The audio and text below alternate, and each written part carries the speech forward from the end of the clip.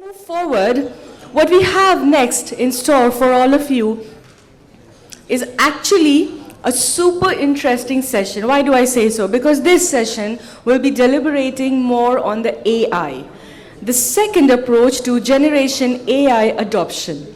And for this, we are elated to have an esteemed panel. And I would request, আমি ঠিক যেইভাবে আমাদের প্যানেলিস্টকে এক এক করে মঞ্চে ডাকবো, আপনারা একটু করতালি দিয়ে ওনাদের স্বাগত জানাবেন। May I please now request the Senior Technology Advisor, BRAC IT, Mr. Shah Ali Nawaz Topu, to kindly join us on the stage with a huge round of applause from the audience here. Thank you, sir, for joining us. All right, moving ahead. Please help me welcome the CDO of BRAC Bank Limited, Muhammad Mokera bin Mannan. Can I please have a round of applause as I welcome him?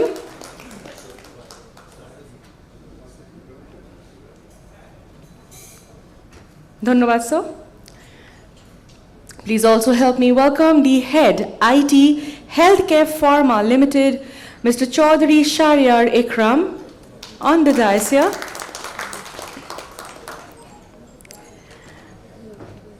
And of course, please help me welcome, as I request, the Executive Director, Techno Drugs Limited, Co-founder, Palstech, Mr. Arifin Rafi Ahmed. A huge round of applause, ladies and gentlemen. And it's time to request and call upon the chairperson and moderator for this session. Ladies and gentlemen, we are super delighted to have the partner of EY, Mr. Venkatesh Kulkarni. A round of applause for sir. Thank you, sir.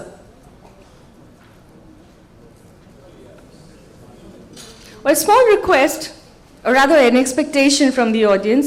Since we just got over from the tea break, I'm sure the energy levels are super high. Is it? Yes. Yes?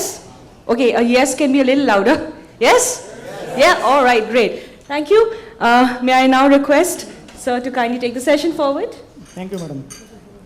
And good afternoon to everybody.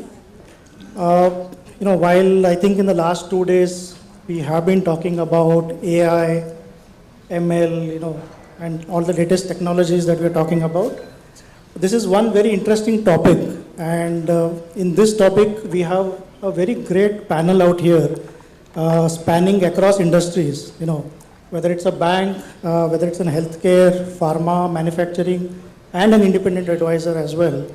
So we will try to get perspectives from various different industries that we are having here, in terms of understanding the whole disruption, the theme that we are talking about, sustainable disruption, and the topic will be around cyber. How can how can disruption be done in a cyber security area? Is something that we'll talk about today.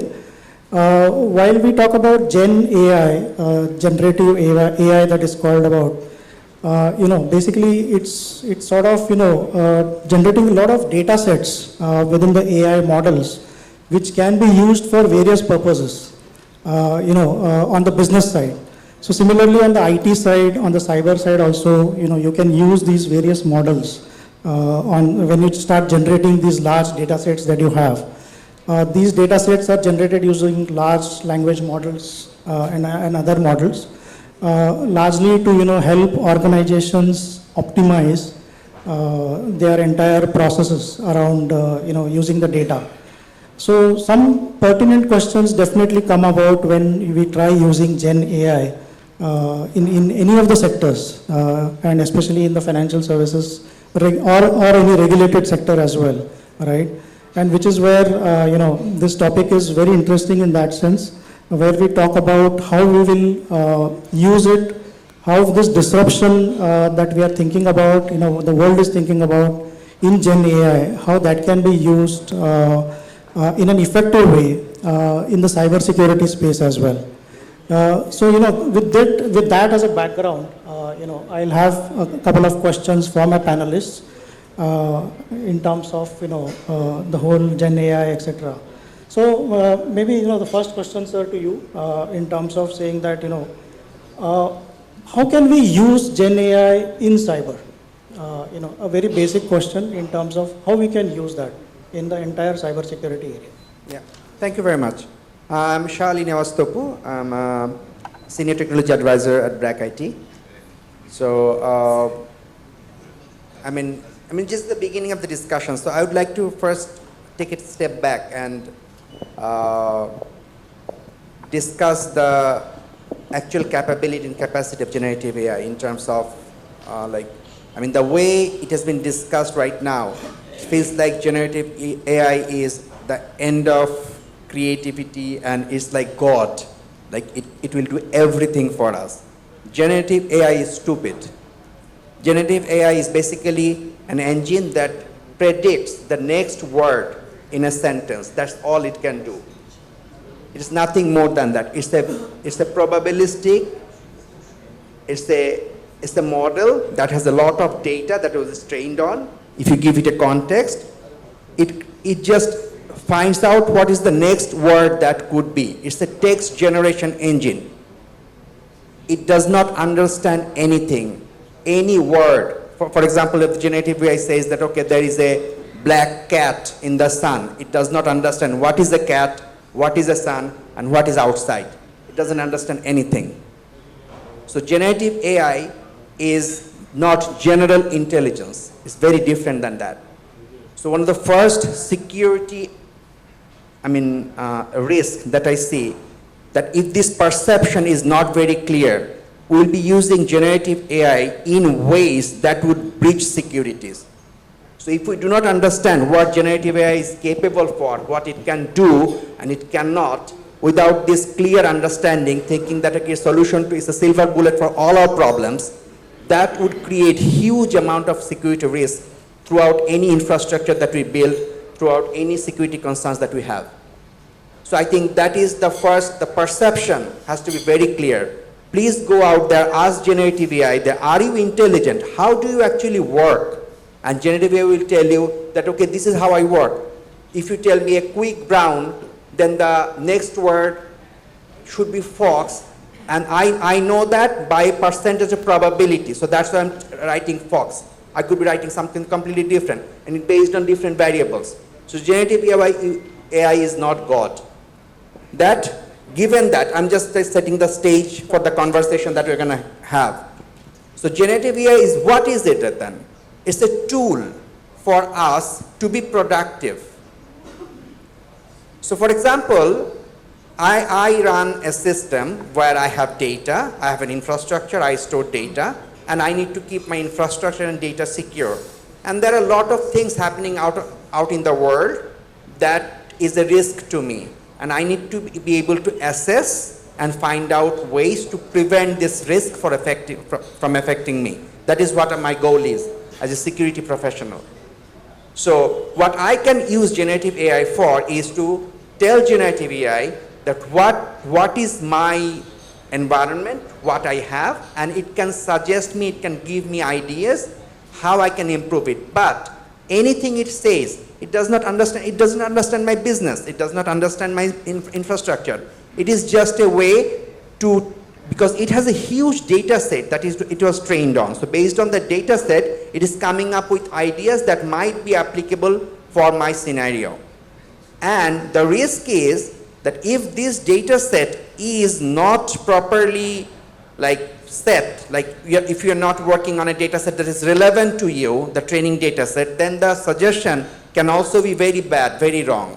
So that is also a huge risk from our side.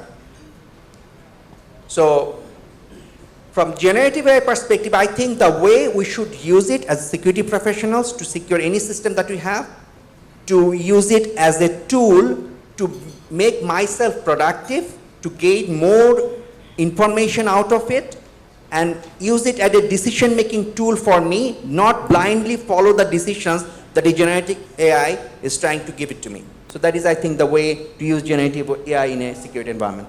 Thank you, sir. Nicely articulated. And I think you set the context correctly in terms of saying that how can you use it in a more effective way within organizations. Which brings to my next question to Mr. Chaudhary. What will be those regulations, that maybe organizations or compliances maybe that organizations should look at if they are planning to implement Gen AI in their organization from a cyber perspective, right? Especially in your type of an industry, where pharma, a lot of PII data is there, etc. So, do you think that, there should be some sort of compliance, some sort of regulations that need to be put in place?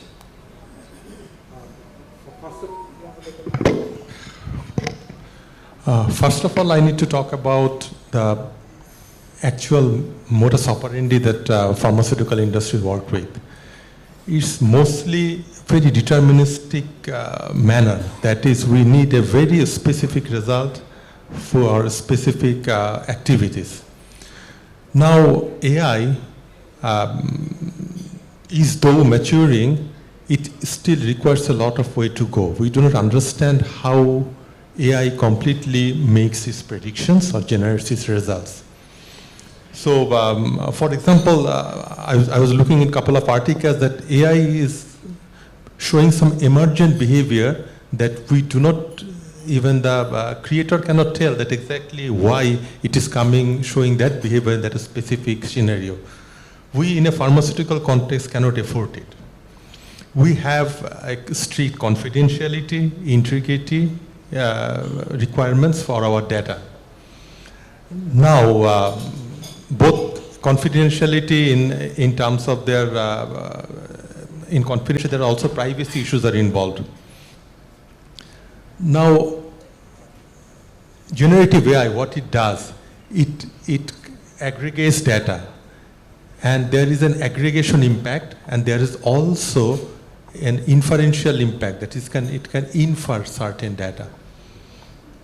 Now, with aggregation, it can provide data that is from publicly available data. It can generate a higher classified data, that is, it can breach a confidentiality at certain level by aggregating all the available data that are publicly available or available in different scenarios.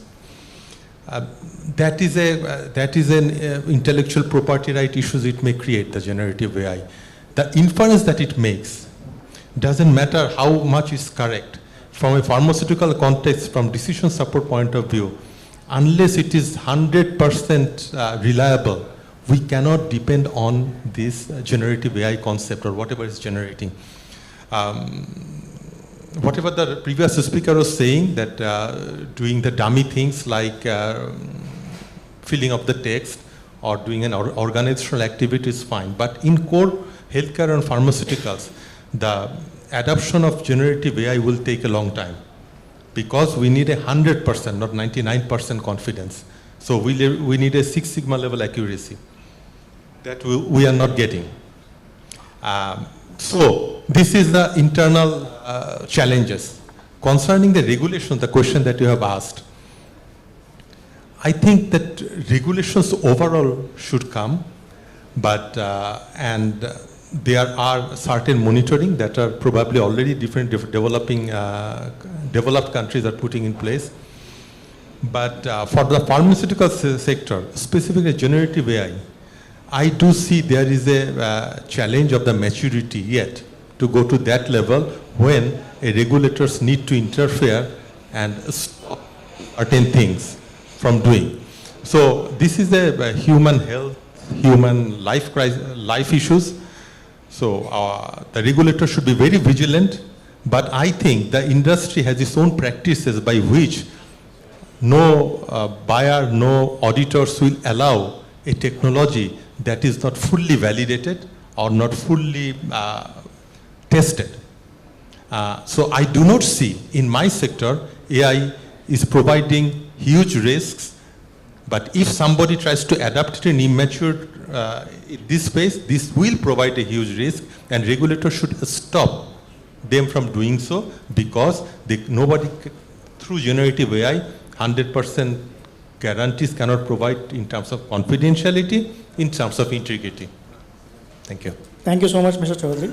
Mr. Manan, the next question that I had in my mind is, if at all organizations are planning to use Gen AI for their cyber-related aspects. Any pros and cons that you would want to highlight in terms of how effectively they can use, or build Gen AI models on their cyber landscape?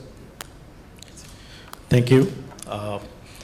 I must tell a funny story I learned in my universities when a professor actually giving an example of correlation, the power of correlations.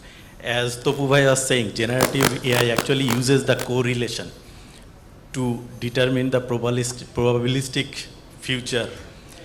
So he was telling that it has been found that if there is good rain, there is good harvest, and it actually increases the population next year. But that does not mean that rain increases the population. No, there is a definite act of population increasing the population. So it is the how you correlate things, that is the powerful tool. And since generative AI is very powerful, you understand that it can predict future based on the training data, right? So there are certain risks associated with it. Generative AI is very useful tool to do creative things, to do different predictive things, but the risk also comes with it. For example, if you are not training it fairly, the output may not be fair. Let me give you an example. If you just try to portray a picture that fighting with poverty, you will see people are fighting with poverty with swords, right? But that, so probably it is actually trying to guess fighting and poverty and trying to create things, correlate things. But you cannot fight poverty with swords. So that's why here comes the part where we have to be careful how we are actually training the AI. If we are not training it properly, if we are not training it with fair data, large data, and there is a risk that it may be contained with some biasness, and it may be contained with some specific groups. Even I was giving the example of fighting with poverty. If you just see the pictures or output, you will see the fighting with poverty with all the black peoples. That is an example how actually generative AI can be biased, right? Whenever we are talking about the poverty, probably we think about the African people, black people, something like that, but poor people are all over the world. So this is the idea that we have to be very careful about the fairness, biasness, output, result of the AI. And with this, a powerful tool, it actually comes with a lot of risk as well. But we have to be prepared for the risk. We cannot be just, it is a very powerful tool, dangerous tool. We cannot restrict using it. And whenever we actually hear the news that AI or artificial intelligence, we think it is a very futuristic thing. But let me tell you, we are actually using AI in our daily life. How many of you can give an example that we are using AI in our daily life? How many of you can give an example? Please. Very good. So, and also, not only it is not only contained with text. It is, for example, when we are actually doing the face matching in our phone, it is actually predicting, it is actually matching the our face to our, the picture, right?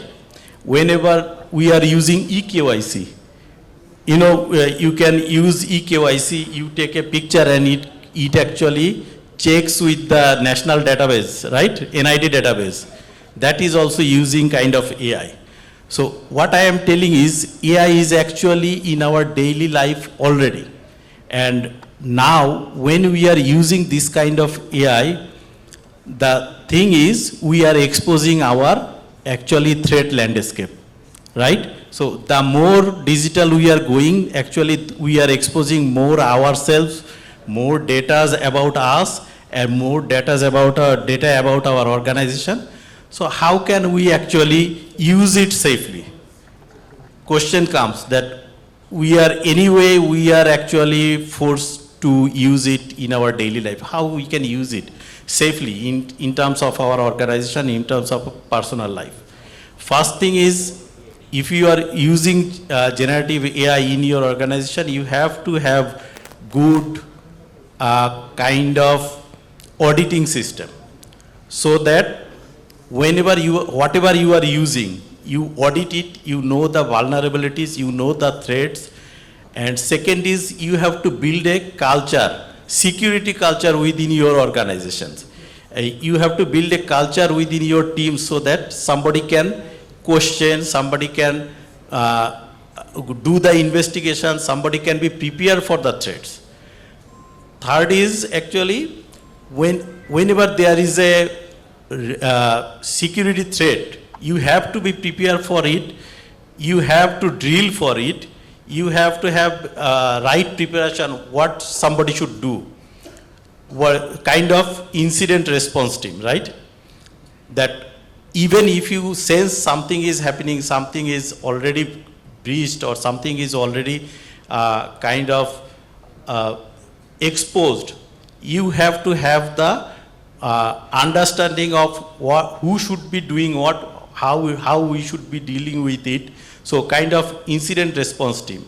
And also at the same time, you have to regularly check your uses, your infrastructure, your digital systems, for the kind of intrusive system checking, so that you periodically understand the status of your security. And security is such a thing that you are secured right now does not mean you are secured in the next hour. If you are not doing your exercise properly, if you are not anticipating your security threats properly, or if you don't know the landscape where you can be exposed. So those are the things we have to be very careful about, and we have to practice in our workspace whenever we are actually using this kind of generative AI or any other tools that exposes ourselves in the digital space. Yep. Thank you, Mr. Manan, sir.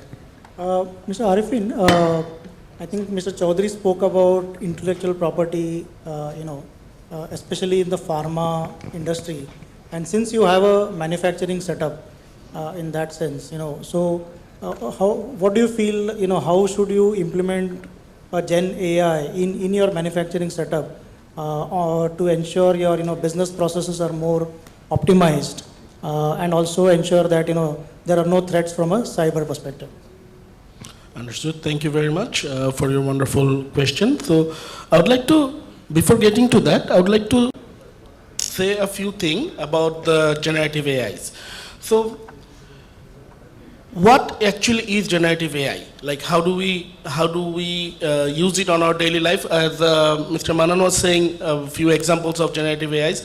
I'll give you a very even basic example of generative AI is autocorrection. It happens on our phone whenever we do it all the time. And it has been there, I think, even before smartphones are there. So when we were typing in our button phones, there were auto suggestions for words. So it has been in our daily life for a long time. Then again, it always depends on the large language models, so the LLMs that are there. And it is, as our previous speakers have said, that it has predictiveness nature to it, so it predicts the next text. So it predicts the next word. It is stupid. So in that way, if a generative AI based on English language and a generative AI based on Bangla language will not give you the same kind of output, same kind of result because of the language terms that are used. And there were a story was spoken about rains. So I would like to say that there's a Bengali proverb that says, "Uno borshay duno shit."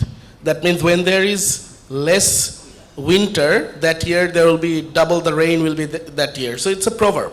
But if that proverb is that proverb is probably fed to the Bengali AI or Bengali generative AI, the similar results will not be coming out of a English language based AI. So those are different things that will be the results will be coming out of it. So if I ask the Bengali AI that has been taught that Uno Borshay Duno Shit, so if I ask it that, okay, what is the predictability of rain or the rainy season this year, it will be able to tell you, it will be foresee the future, it will be tell you about the future events based on that. But then again, if I ask it in the English AI that has not been fed that same question or the same scenario, it will give you a different answer.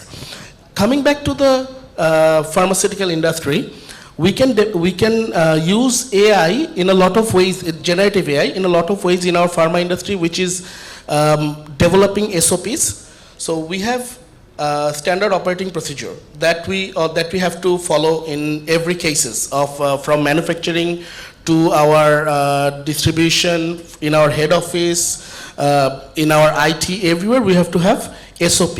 So these are pretty much standard for every industry. This is a standard, and for pharma industry, this is specifically they have specific rules and regulations that are standardized among all the pharmaceuticals of the world that follows the GMP guideline. So we can have something that can be included in the GMP guideline, or we can have a module based on those informations that are there. So if I can ask for a SOP for a particular section in the pharma, it can give me, it can generate the entire SOP for me, given that it has those knowledges. So generative AI, we can use it in our field. As Mr. Chaudhary said, that we do not have much use of it. It is true, again it is true, but then again we can use it given the generative AI is trained on pharma, given the AI has those LLMs that it is based on, those have those guidelines, GMP guidelines and all those things that is included in there. Otherwise there's a risk. And then again, a human oversight is always needed, because without the human oversight, one will not be able to tell you, or if the human oversight will be able to tell that if it has the actual data that was required. So I will, even if a generative AI model is based on, is given or has been trained on the GMP guidelines, and if I ask it for an SOP, it will give me a result, but a human has to see that if it actually has the correct SOP or not. So it is not yet matured.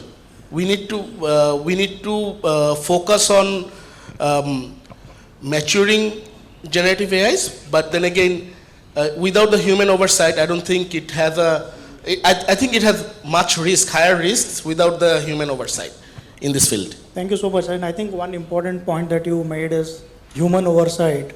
And it is definitely required at least in this space when we talk about Gen AI, and especially in the cyber area. Tobu sir, one question for you is in terms of, there is a lot of talk about, privacy issues cropping up when we start using Gen AI, because it is again all related to data, right? And there is a lot of PII, a lot of SPI data that we have in our organizations. And when we start using this Gen AI models, how do we ensure privacy, is taken care of in that It's very sense? difficult, because we already lost the war on the private privacy data. It's Absolutely. gone. We completely lost that war. Yes. Like every Facebook, Google, Google even knows I'm here because I have my location on. So my personal privacy data is absolutely out there. So now it's time for the organizations. Absolutely. Yeah.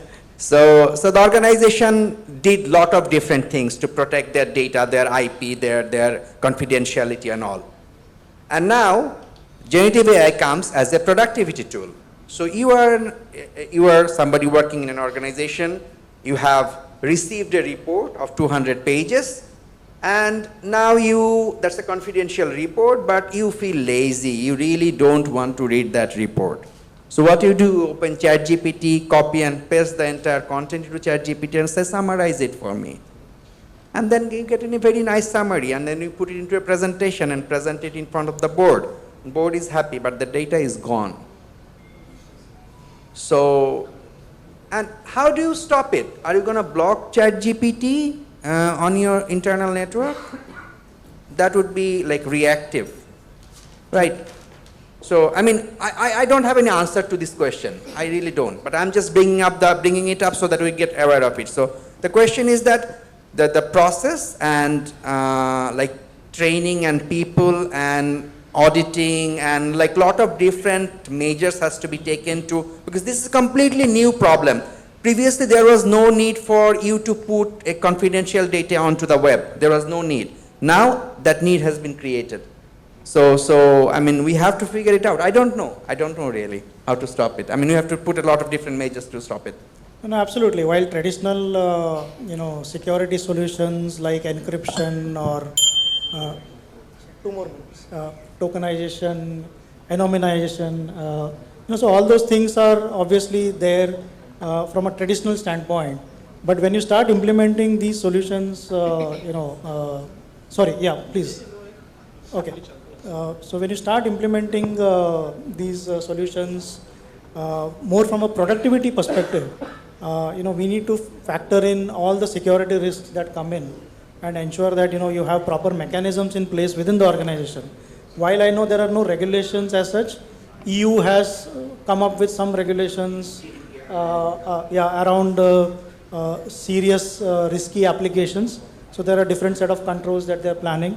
For the typical non-risky applications like a normal GPT, ChatGPT, etc., where it's a normal behavior from an end user perspective, there are less restrictions that are coming out from an European Union perspective. Similarly, South Korea, America, etc., they are also looking at some regulations, but formally there are no such major regulations around this entire area. I think also internalize this technology also within the organization. That is also one way to go, that you have your own generative AI set up within your data center. Absolutely. And so that things are inside. So that is one way to go, yeah. Sure, absolutely. Thank you so much. Yes, sir. Yes, I wanted to say that HR training, like the human training, is very important because we need to train our employees and everyone, including ourselves, that what data to put on the web.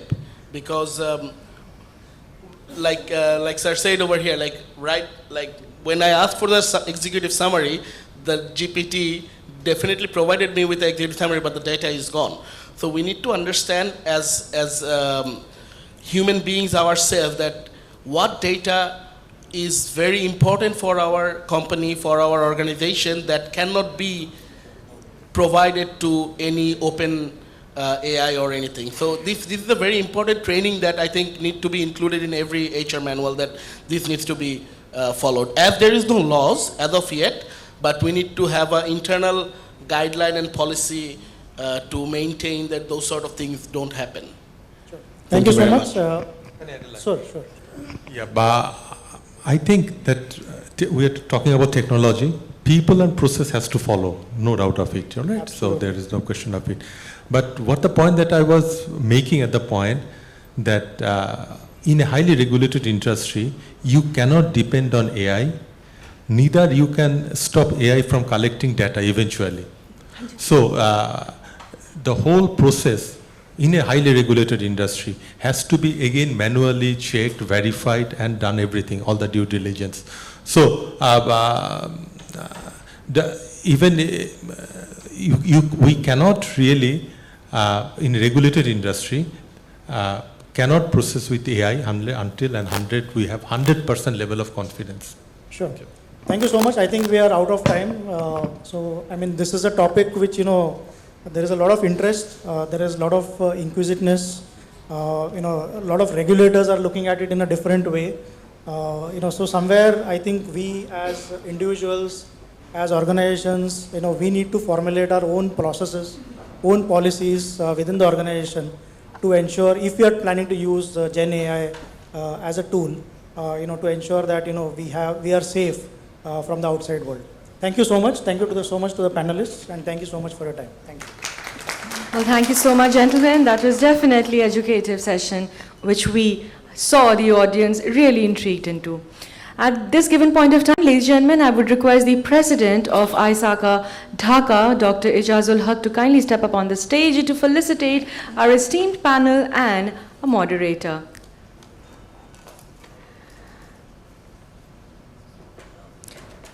Thank you, sir. I would request you to kindly felicitate, starting with the moderator, Mr. Venkatesh Kulkarni. A round of applause, ladies and gentlemen. Proceeding on with Mr. Shah Ali Nawaz Topu.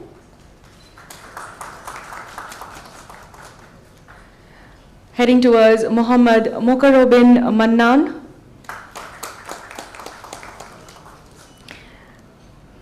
Leading on to Mr. Chaudhry Shahryar Ekram. And of course, Mr. Arifin Rafi Ahmed.